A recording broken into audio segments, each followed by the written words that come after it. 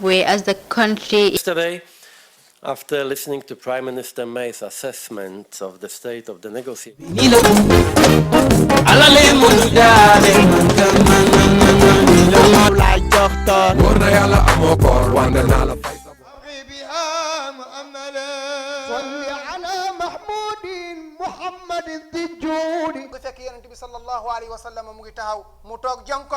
Why it is our diocesan patron feast day is because the Cathedral of Our Lady of the Assumption is dedicated.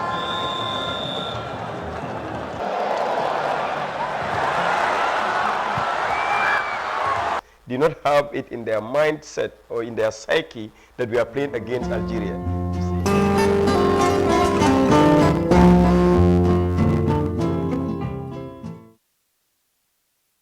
Welcome back, viewers, to another discussion or edition still on the TRRC discussion about General Alaji Martin's testimony to the TRRC. Well, wow, Fatimata, interesting today.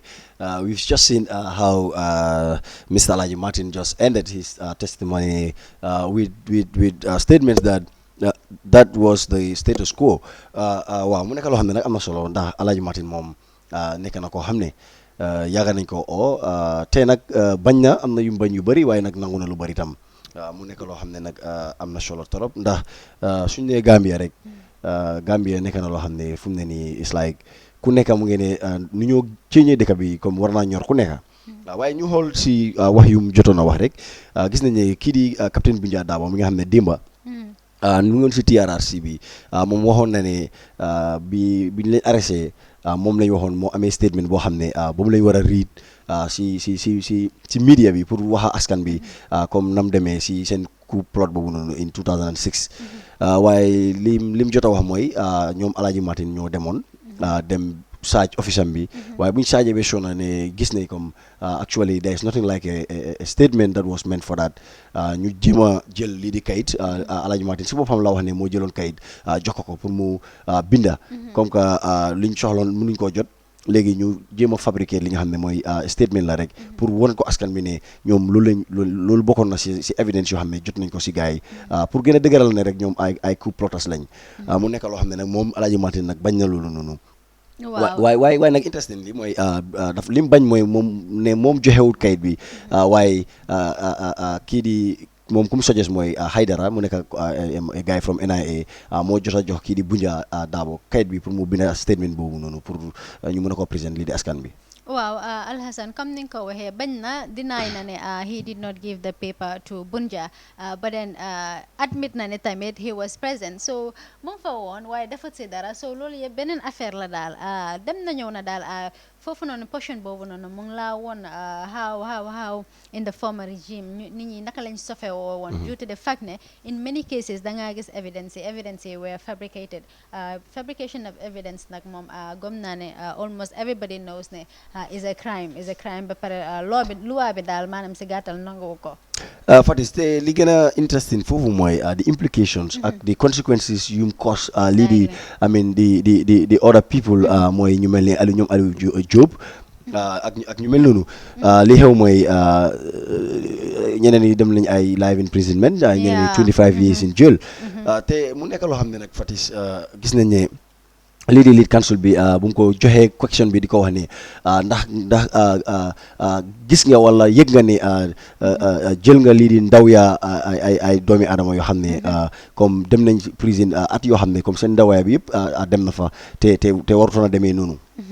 Fabrication of evidence Alhassan implication yum cause mun nañoo wax fii ba suba te duñ ko jeexal because da ngaa gis ne not only ne am nañu si jot a dem prison waaye ñu si jot a dem prison tamit am nañu lose seen life during their prison terms the likes of Sadibou Haidara xam nga ñooñu noonu seen dee yi doo ko mun a just jël like separate ko from the fact ne it's because of they were in prison and the tortures that were meted on them yooyu yëpp contribute na si lu tax ñu lose seen life si so loolu yëpp war nañ ko consider when talking about the implications. te gis nga Sana Sabally the same thing Sana moom tam si testimony bi wane na ne bu ñëw ut lii di evidence yoo xam ne they are actually not there comme dañ try pour fabricate because moom joxe na tam the same testimony comme ne bu njaa daaba wax mooy ne dañ ko present kayit pour mu binda statement ne moom actually comme mu ngi daan def lii di coup bii nii so dinañ gis the whole I mean setting bu yaa yemee create during those days to make the public believe because I could remember 2006 it was a long time come mel ni man because then my just do upper basic I remember the 2006 in fact Kubi mu ngi fekk my attend school boo xam ne was in mile 7 where most of these top officers were staying the likes of Langtombong ak ñoom kii di Masane Kinti ak yooyu noonu I remember bu news bi breaké rek that very I mean day comme to our level ñun civilian yi xaw ma nag soldat yi ñoom man time lañ ko yëgoon waaye it was like school dafa am pour stop everybody went home ñenn ñi seen family seen parents yi raada di leen ñëw di leen jël si waaye li ma remember mooy GRTS bu ñoo wonee lii di these alleged people bu ñoo joxee seen confession I would say ñu mel ni ñoom is it wasa Camara la I don't know mooy one of them koo xam ne ñu ngi ko station on fële Abuko ci art station bi koo xam ne he was just I mean directed to go and make sure mu disconnect something like pour communication bu mu am daal mu nekkoon loo xam ne it made Gambians to believe that it was actually a coup ba pare ñooñu luñ fa jot a wax yëpp Gambians actually believe that it was the actual thing that happened because that was what they saw si state TV bi and then again ñi allege seen boppa ñoo génna I mean di wax directly to the public which was a very very smart game that Yaya Jammeh played. Yeah, it was a smart game and it shows you how state institutions were used in abusing the rights of other people. But at that stage people amuñu woon much choice but to believe because the awareness at that time was very low and little would you know ndax setup la woon sax because create nañ environment bi nga xamante ne soo xamee sa doo wax so ku nit mun naa xam sa toog sa biir waaye du ko ñemee wax because of xam na implications yu ko toppa awareness bi was low ba pare GRTS time boobu noonu mënoon naa soo compare the state TV bi soo compare the viewers of then ak now time boobu noonu ñu daan follow state TV bi were too much so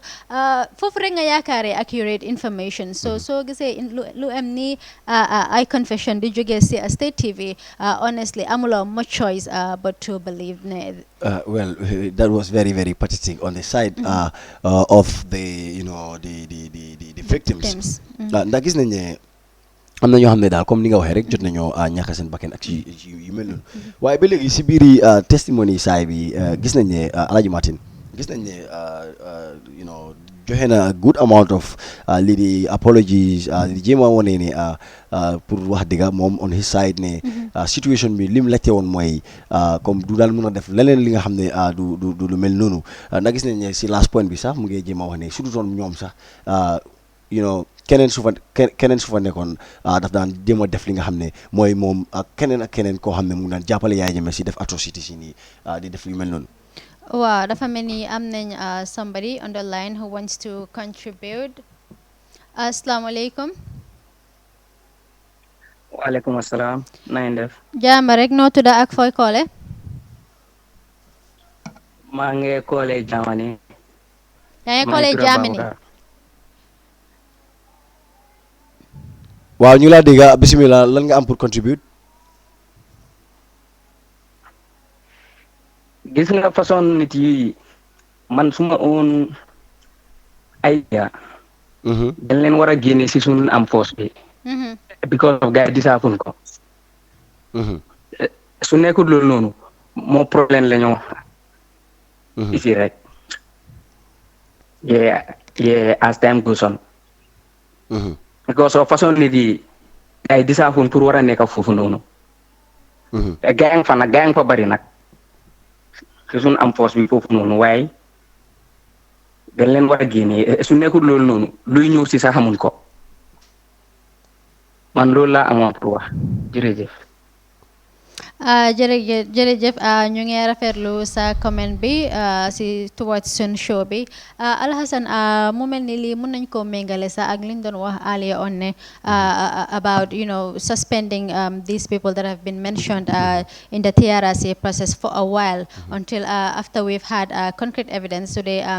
Most of them have been, so that they have been actually found guilty, then I think the state will be left with no choice but to remove them from the forces because it is not healthy, and we must admit. Also, some time ago, they gon nañ fi kii di lawyer Ousseynou Dabo on an interview with ñii di Sen FM mention ne képp koo xam ne rek yaa ngi liggéey ak nguur gi wala yaa ngi si forces bi te mention nañ la si lii di TRRC bi rek government war nañ la suspend ba pare sa salary tamit war nañoo cut off. So ndax tamit waaye loolu tamit nañ ko xoolee si ñaari faana whether we will have to go that far considering the fact ne amanguñ concrete evidence ne they actually did those atrocities. Loolu tamit beneen question la, but with the fact that they've actually been mentioned, I think it would be right to perhaps suspend them for a while. Surtout koo xam ne mention leen la ba pare dem nga ba ñëw si TRRC bi ku mel ni Alaaji Martin. Exactly. Ba pare moom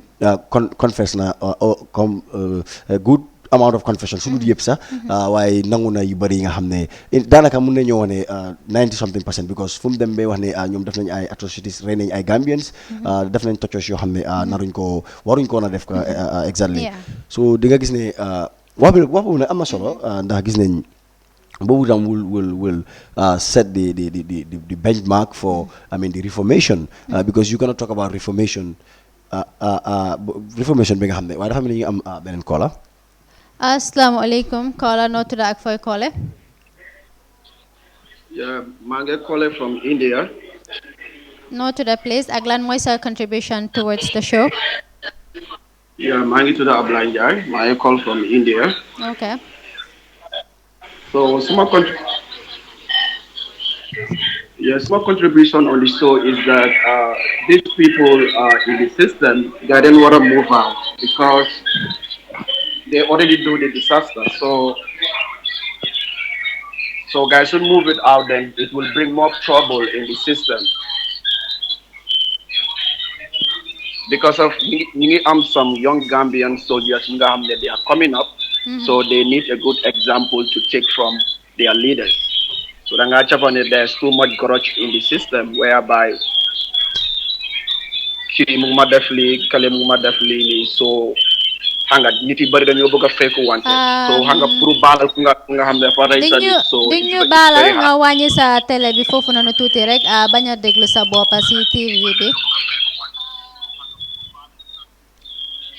Okay. All right. Okay.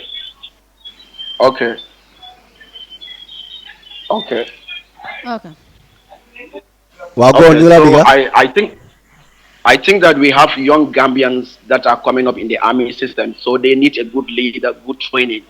So people like Alhaji Martin, I think they should just resign. You balal wanted because of what happened is already happened. So Munden balal wanted, let them just resign from the system. Then young Gambians, let them take the position to go ahead. They are well educated, they know the law, and then a lot of training. Because of people like Alhaji Martin, so he stated the body language, even to speak a good English is a trouble, somebody handling that kind of position. So definitely, I think we need a young Gambians, whereby, we have a lot of Gambians that are capable to handle the position. So I think definitely we should give chance to them so that they can handle the position. Definitely. So that's what's my contribution. Jeff, it's appreciated. Thank you very much. Alhasan, viewers, idilen remind like please ku correct na nga wàññi sa TV bañ a déglu sa bopp si TV bi or sa phone. Number to call be like 395-2120 in case you want to case you want to call and contribute towards the show. Alhasan, caller bi lum wax ni dama ko just link to council file lum don jema put to kini di Alhaji Martin nan ko in 2006 dafa fekkon 25 years in the service.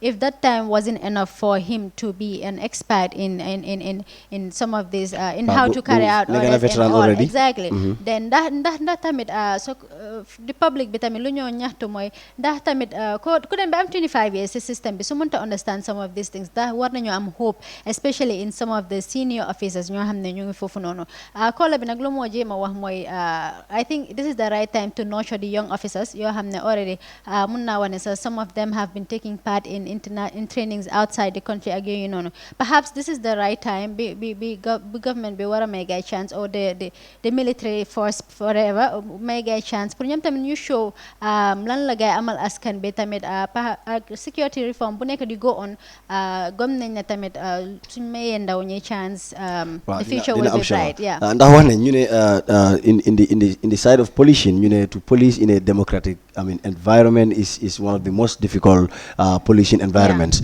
waaye tam again pour nga nekk a military a military institution in a democratic state boobu tam dafa need high standards to be injected in the military department da nga gis ne ñu mun a am comme the functional democracy bu the previous witness bi daan wax rek waaye gis nga leneen lu gën a interesting si 2006 coup bi nii li nga xam ne tam joomaloon na ñu bëri mooy the involvement of civilians which was comme dafa jaaxal ñu bëri ndax suñu nekku we always expect soldiers to be entirely in control or to participate in coups waaye gis nañ ne 2006 am nañ civilians yoo xam ne close couple of them ñu ngi leen indi ñoom tam ñu jaar turu di tortures yoo xam ne sax suñ ne tortures sax yéene yi soo ko méttee on a soldier at some point dafa am ñoo xam ne dañoo understand because the fact ne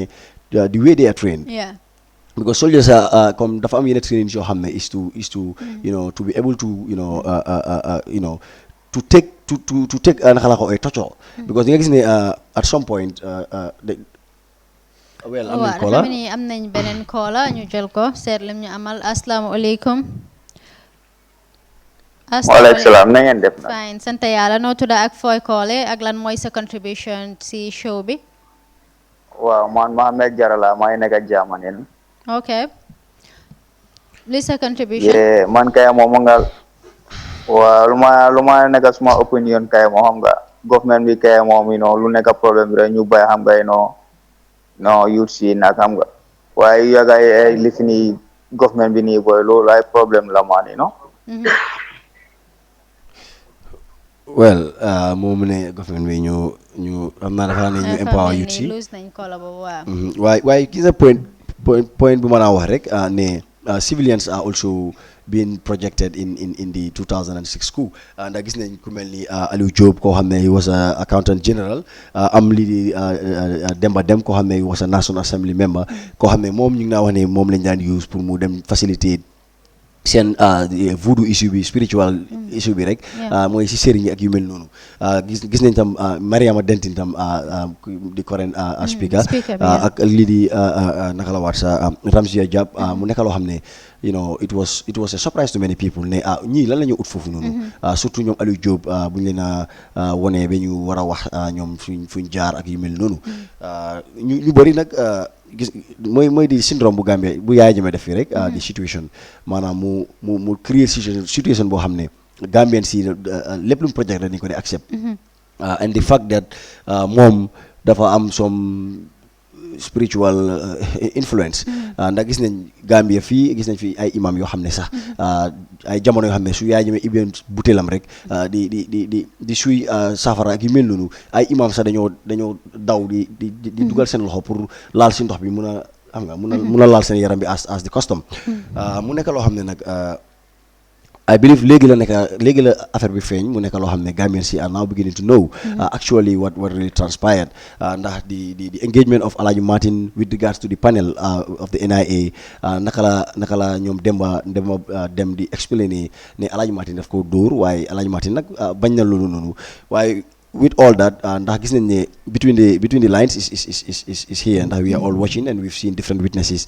ku nekk wax na waaye from there the public tam ñu ngi tollu foo xam ne ñoom itam mun nañu gis a clear sight of what really transpired during those days. During the past regime. Why, Alhassan, come no makode waherek, the awareness, the rate of awareness is increasing. Perhaps the pace is slow, but we will get there. And as time goes on, Gambians didn't understand exactly the kind of method or that the past regime used, to get most people to support their decisions or support them in the actions that they actually carried out. Because I remember time I was a kid when these things were happening, but then Roda and Dega sini rek moy ñi dañoo ko ñi hanga. Those people were actually seen by the public as enemies of the country instead of the other way around. But because by then awareness, as we said, wasn't that much.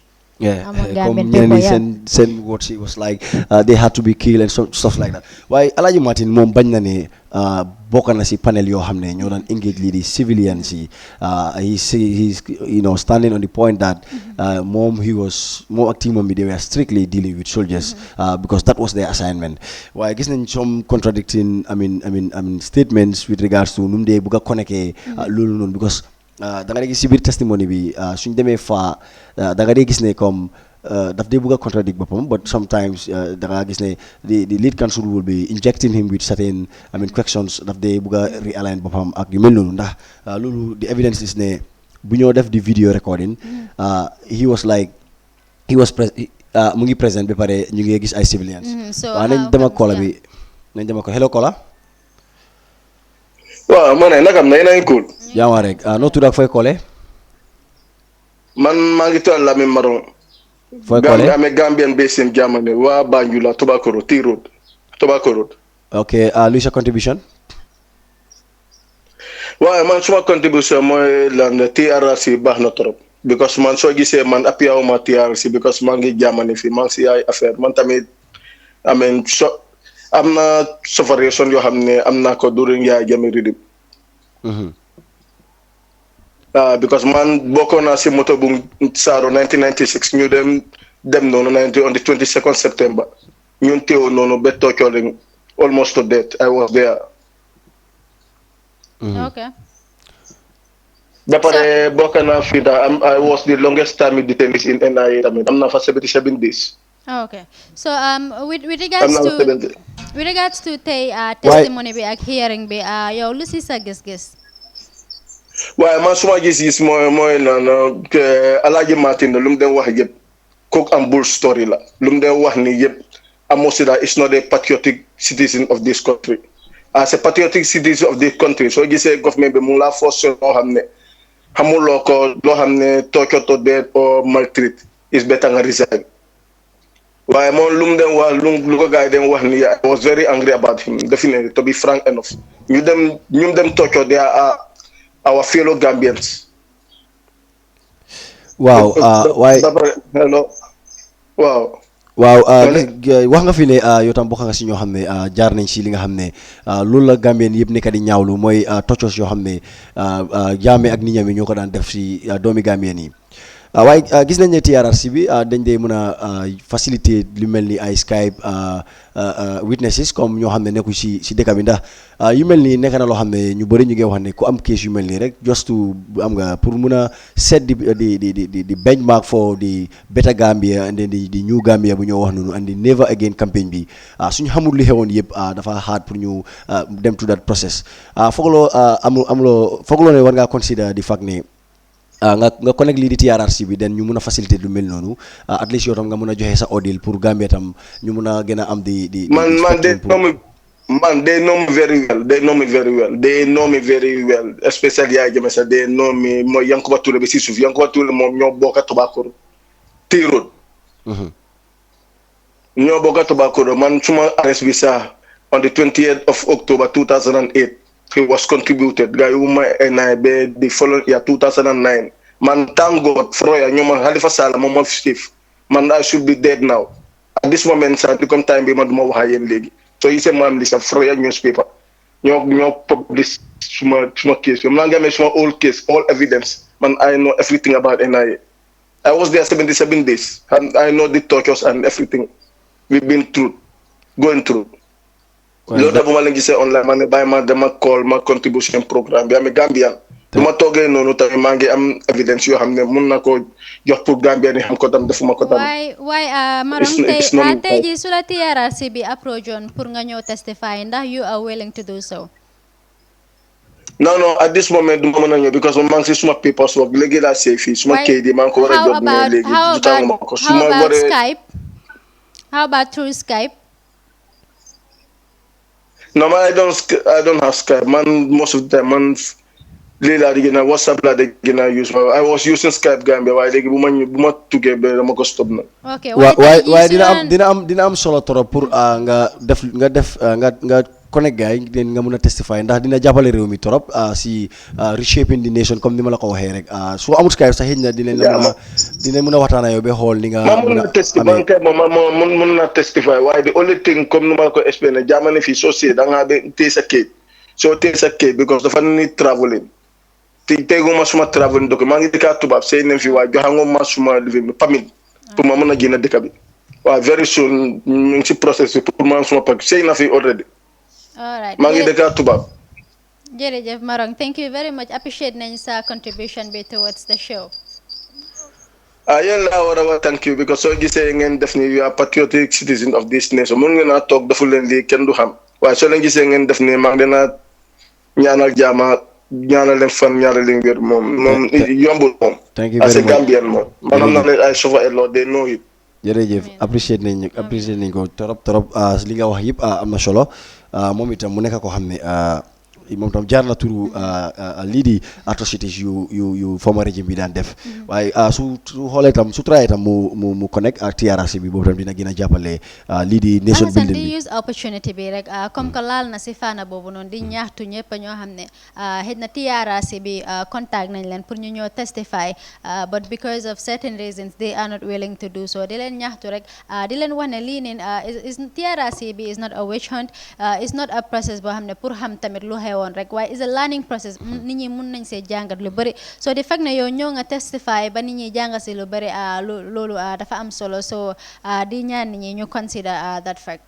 waaw mu nekk loo xam ne loolu daal because yëpp comme fi nga wax rek is for the Gambia ndax soo bëggee correct you cannot correct without knowing what actually occurred waaye dina gis ne kii di Alhaji Martin si at a subscript point where council bi mu ko daan jéem a confirmal comme li nga xam ne moom jot naa agree ne loolu def na ko ne moom tojoon na kii di Sadibou Haidara RSM Jeng te bokk na si panel boo xam ne ñu ngi daan obtain confession by force maanaam di teg panel boo xam ne dañoo teg nit ñi li nga xam ne dañoo wax li nga xam ne nekkul si gars yi wala defuñ ko ba pare nangu na ne bokk na si panel boo xam ne dañ toccoo ba pare extract am lii di confession beneen bi mooy lii di fabricate evidence mooy di case of kii di Bunja Dabo ak kii di Sana Sabally mooy di fak ne dem nañ xool statement bi gisuñ ko fa waaye ñu forcé ko pour mu bind statement boo xam ne is not actually realistic yi nekk na yoo xam ne nag yii la kii di Alhaji Martin accept mu nekk la loo xam ne am na solo ndax soo xoolee bi xool there is no big difference li gënoon a métti mooy gis na fi witness yoo xam ne ñëw nañ ba pare they were 100% reluctant to give information gis na fi one like JCB Mendy gis na fi Pa Senghor li ñu wax daal many Gambians were in fact angry tey nag to be frank Alhaji Martin ñu bëri ñu ngi am that ñu ko mere ba léegi waaye am na ñoo xam ne tam still ñu ngi accept di fact ne comme li mu def am na solo ndax even di commissioner di lii di chairperson bi ak lii di council bi si seen wax sax ñu ngi wane ne at least at some point wax na Gambien yi li nga xam ne xamuñ ko woon te mu nekkoon koo xam ne is very pivotal when it comes to Yaya Jammeh and his leadership. Al Hassan, I am glad you said at some point because even as we talk, a lot of Gambians still feel ne Alaji Martin johe would information be come num ko wara johe. Some people believe ne sa with his body language and all, there's something he is trying to conceal. But then pour lal something else, right? Alaji Martin is perceived to be somebody ko hamne was very powerful at the time within his mates because yang serlu sa amna general yo hamne sa o ñuko open rank yo hamne senior officers yo hamne sa power bu Alaji Martin amon to take to carry out certain decisions ñom mi sa sen bopa amuñ ko won perhaps lolu is because he had a close relation with the president but then having a close relation with the president today in the Gambia that we are now has a huge detriment. I believe that is something also we could learn through this process. Obviously be pare kep ko xamne yang si bori president bi waxo diga sunu president sa any high authority the fact ne yangi amé lo xamné you decide for the people, you are vested with the mandate of managing the affairs of people at some point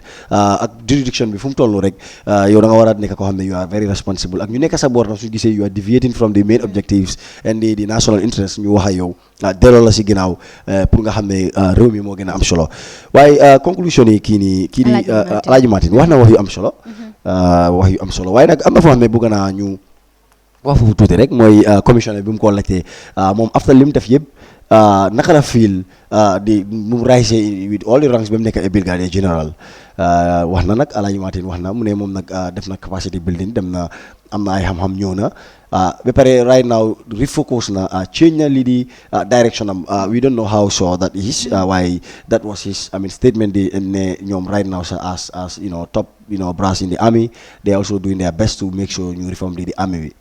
Wow, Al Hassan, comme ni nga ko waxee according to Alhaji Martin moom nag mu ne regretté na mu ne su démba doon tey xëy na tey lu happen yëpp du doon xew ne regret na tamit some of the things that he did waaye tamit nu mu munti mel like luwa bi la it's left to the TRRC to make its recommendation waaye ba tey we will know more because as the chairperson of the commission said they've adjourned the sitting probably till tomorrow dinañ learn more about how maybe perhaps how sincere he is with regards to what he has said.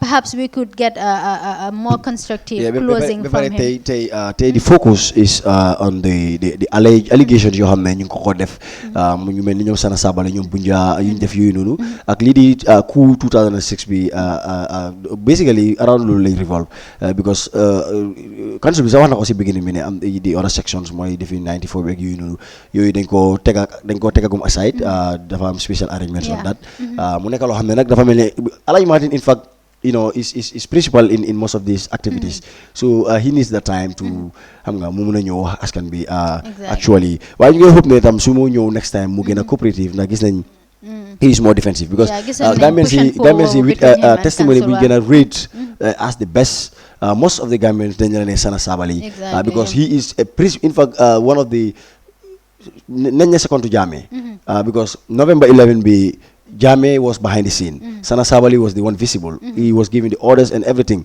waaye nangu na 100% ne he did it even loo xam ne sax wax nañ ne moo ko def te fàttalikuwul ko sax waaw daf dee accept ne moom he has taken responsibility so those are the kind of things that we really expect pour ñu am that better Gambia bu ñu nekk di wax ndax because so you put it in limbo, so you put it in a situation where there is, doubt ak yu mel noonu dafa gën a métti ndax testimony bu amul doubt bu mel ni bu Sana Sabally and interestingly enough a lot of people have already started posting on their statuses have already started posting Alhaji Martin as the general that believes beating is not torture. So all of those things can be avoided actually. Obviously waaye TRRC bi it's like di moo muy dem di moo ñu ngi gis njëriñ bi mu am solo torop ba pare ñi nga xam ne ñu ngi amoon these weak sentiments ndax man personally I've seen people yoo xam ne den soo leen ne Yaya Jammeh mbéj na nit sax dañ la ne loolu amul Yaya Jammeh du def loolu noonu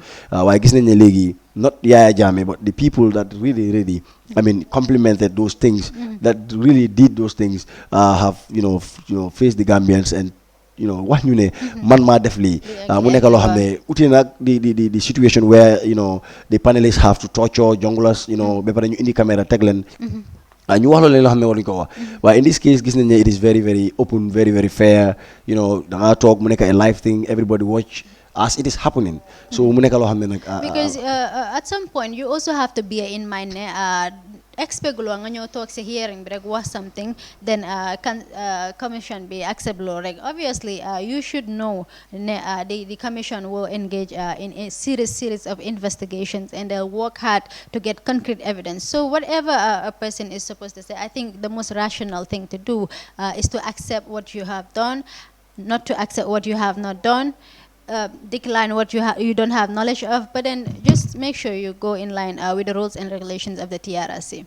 Well, mu nekk loo xam ne wax bi moom daanaka wax nga lu bari wax nga yëpp TRC bi nag many people then they follow the individual so much which many would say it should not be the message bu nekk di génne la ñu war a gën a focus rather than the individual because Alhaji Martin is koo xam ne serve na the nation for 38 years okay he has justice moom ak community doon justice should prevail waaye the focus should be what he did how he did it xam nga ñu mun a seppi mën a analyse ba xam what is bad exactly teg ko fële what is good comme ni ko Imran Dabo waxee rek di TRRC outreach coordinator di wax ne ñu bàyyi di def TRRC bi a drama like you are saying right now so demee the whole country right now status are going on Facebook posts are going on but it should not just stop to that hype liñ war a def mooy ñu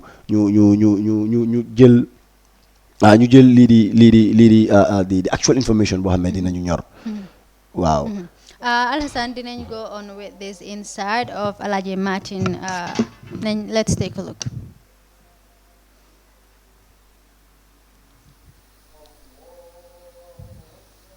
The plastic bags, was it placed over Sana Sabali's head as he was beaten and being asked questions? I could recall. My memory served me well. It was. If my memory could serve me well. But it's a long time. I could not. But if my memory served me well, it was. So you now saying that they placed the plastic bag over Sabali's head as he was beaten and asked questions? Beaten, correct. Now you confirm that? Correct. Okay, how do you describe that? Do you describe that as beating or you describe that as torture? Torture. So now you accept that Sabali was not only beaten, as you defined it, he was also tortured by use of the plastic bag. Plastic bag, exactly. And this was done under your supervision? Exactly. Good. So that is now out of the way? Exactly. Yes. So you now accept torturing Sana Sabali, not only beating Sana Sabali, but also torturing him? Yes. Good. So we now leave that. The other issue is whether you used a hammer on him. No. Or not. No, never. Let's hear what Sana Sabali have to say about this. No, a lot of things have been said by Sana. A lot of things have been said by Sana. But it's not. Do you think that Sana Sabali will forget whether a hammer was used on him or not? Yeah. That is his own version, but I am just telling you. Did you hear? My team did. The team of investigators that I led. The team of torturers you led? Yes. Good. So it's just a question of the degree of seriousness of the torture or the degree of cruelty in the torture. Did you hear Sana Sabali's testimony? I heard it. Of course. Did you hear him say that Manlafikor wielded a hammer? Sana said a lot of more than that even.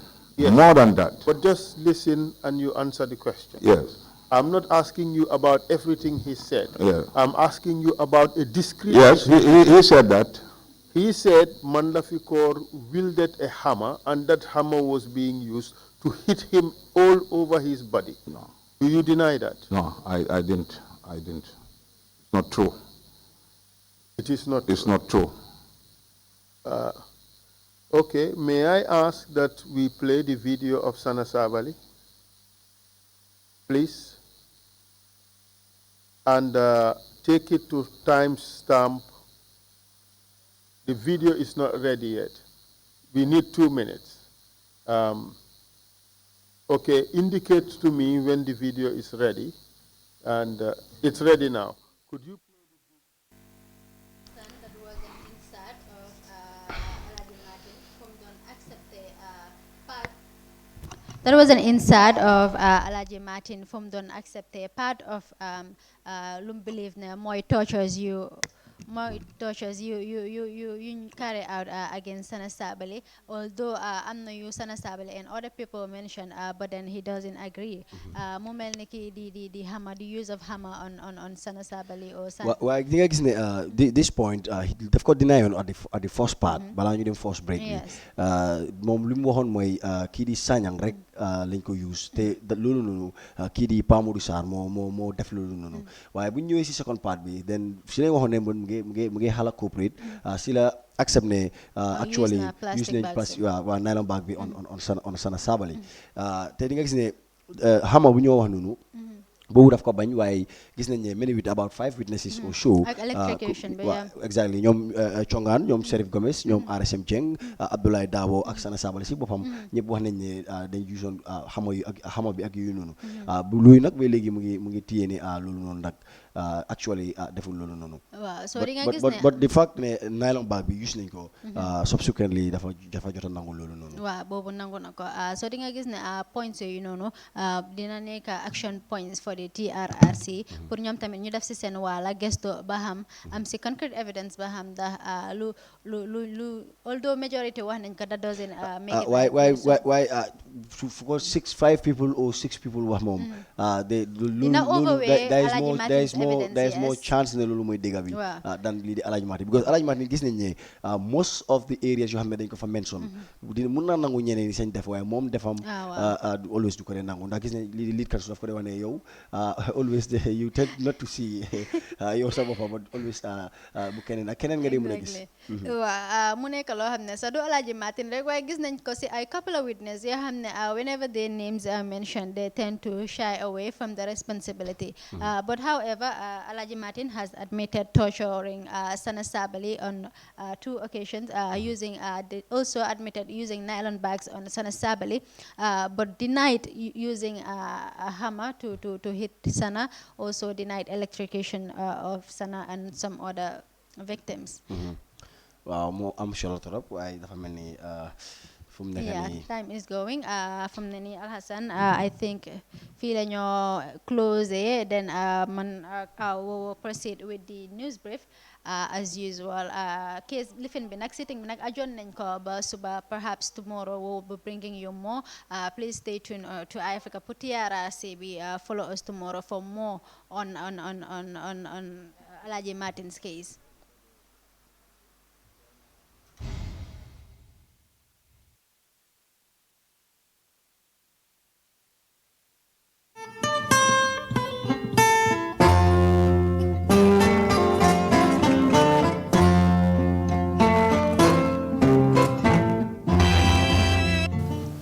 Fear over electoral rigging rocks Zimbabwe as the country. Yesterday, after listening to Prime Minister May's assessment of the state of the negotiation.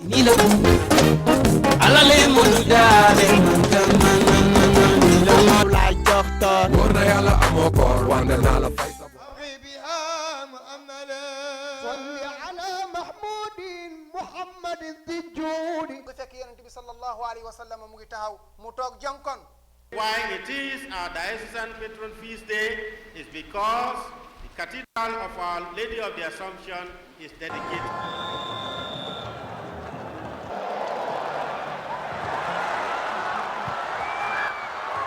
Do not have it in their mindset or in their psyche that we are playing against Algeria.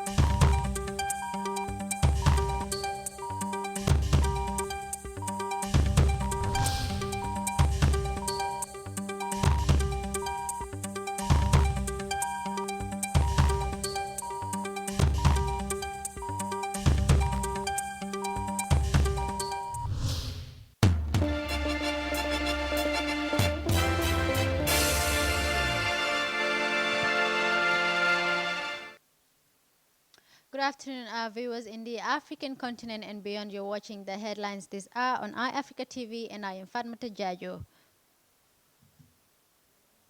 The most adversely named General Martin testifies today. The most adversely named torturer in the Jammeh's 22 years regime, General Alaji Martin, testifies before the TRRC today's public hearing in connection to his involvement in the 1994 coup and alleged participation in several unhuman tortures of the detainees at the central prison in Maltu.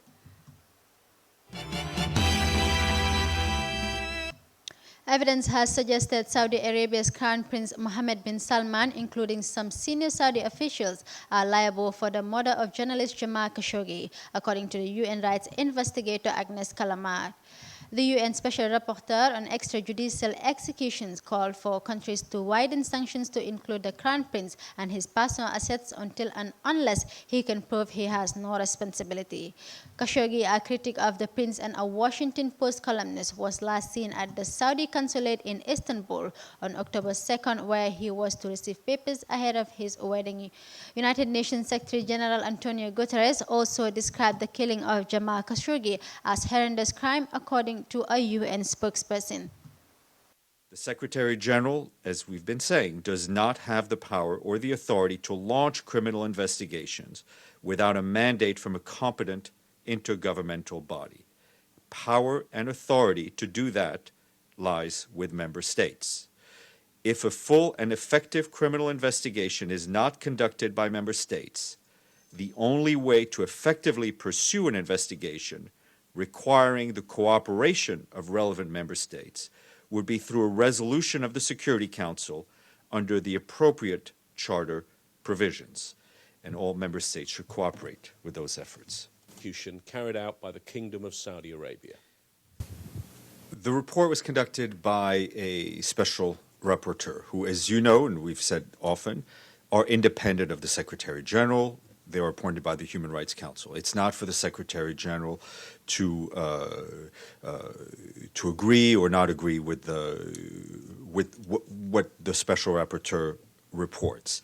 There are a couple of recommendations aimed at the Secretary General, as there are recommendations to the Security Council, to individual member states, and I think it's everyone's responsibility to study those recommendations. A Kenyan court has convicted 3 people of terrorism-related offenses for helping the East African terrorist group who carried out an attack on a university that killed 148 people, most of them students, in 2015. The Garissa University attack is said to be the worst such attack in the East African state since Al-Shabaab bombed the U.S. embassies in Kenya and Tanzania in 1998, killing 258 people.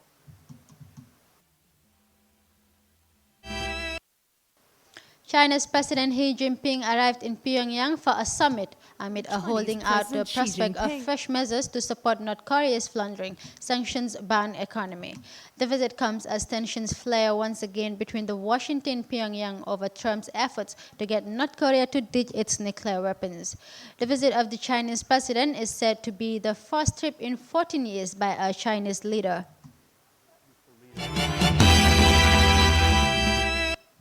Well, viewers, that's all we have for you on the news headlines. For more on these and other stories, kindly join us for 17:30 The World Today News Bulletin. I am Fatmata Jajo. Bye for now.